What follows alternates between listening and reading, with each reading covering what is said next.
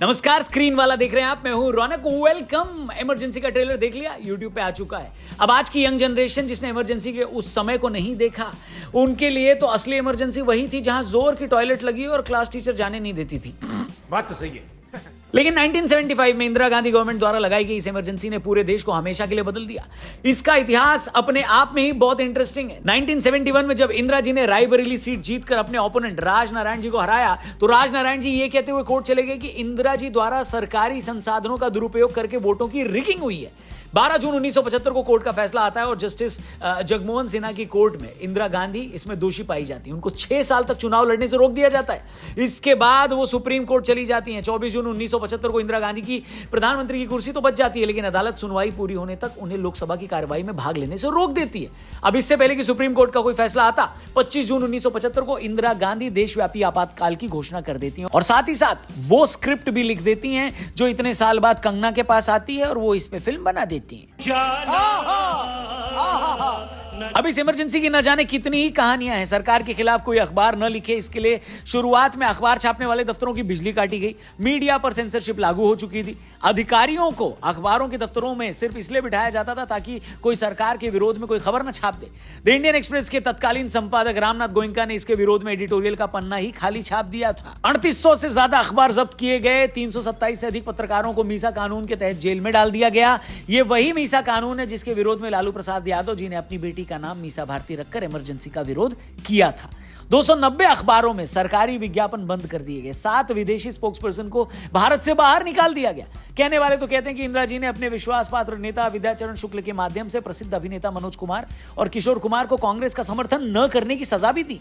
मनोज कुमार की फिल्म शोर को रिलीज के 2 हफ्ते पहले ही दूरदर्शन पर प्रसारित कर दिया गया। वहीं किशोर दा के गानों को आकाशवाणी से प्रतिबंधित कर दिया गया। 78 की फिल्म किस्सा कुर्सी का के सारे प्रिंट जला दिए गए। इतना ही नहीं, एक ऐसा भी डिसीजन लिया गया जहां बाबा साहेब अंबेडकर जी द्वारा लिखे गए देश के संविधान के प्रीएम्बल को ही बदल कर रख दिया गया। ओरिजिनल कॉन्स्टिट्यूशन में जहां सॉवरेन डेमोक्रेटिक रिपब्लिक लिखा गया था, वहां इमरजेंसी के समय उसे बदलकर उसमें sovereign socialist secular democratic Republic कर दिया गया। अब इससे ज्यादा इमरजेंसी की तारीफ मुझसे हो नहीं पाएगी भैया।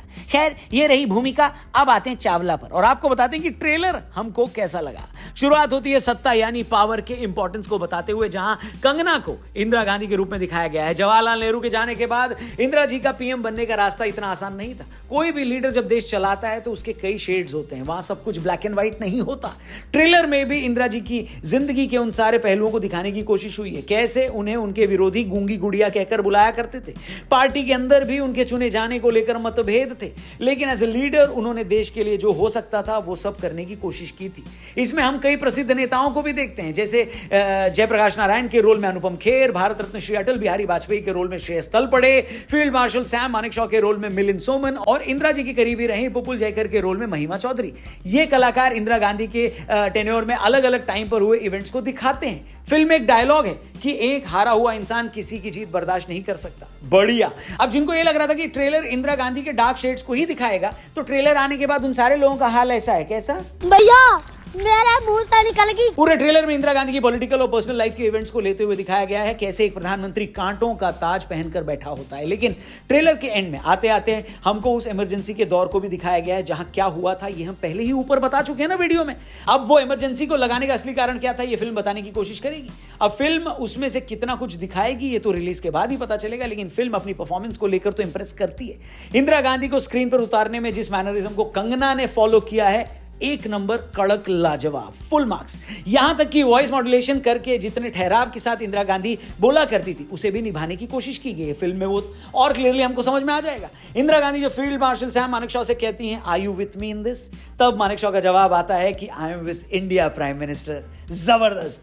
असम को दूसरा कश्मीर बनने से बचाना हो या 71 की वॉर, हर इवेंट को इंदिरा गांधी के आसपास बुनते हुए रखा गया है। बीजीएम भी बढ़िया है। जो फील ये ट्रेलर लाता है वो भी अच्छा है, लेकिन मेरे लिए वो देखना इंटरेस्टिंग होगा कि कभी वाजपेयी जी जैसे ऑपोजिशन के लीडर्स को देश हित में लेकर चलने वाली इंदिरा गांधी ने कैसे India is Indira and Indira is India के थॉट को पकड़ लिया। ये लाजवाब होगा। फिल्म देखने के लिए मैं तो बेकरार हूं। बाकी नेगेटिव्स की बात करें तो यही है कि भैया ट्रेलर थोड़ा सा लेट आया है। हम काफी सुबह से इंतजार कर रहे थे, पर कोई बात नहीं, आ तो गया। आपने देखा, कैसा लगा कमेंट करके जरूर बताना। चैनल को भी सब्सक्राइब करके जाना। Thank you for watching screen वाला। कल मिलते हैं एक और कड़क वीडियो के साथ। यहीं पर अपना ख्याल रखिए। जय हिंद।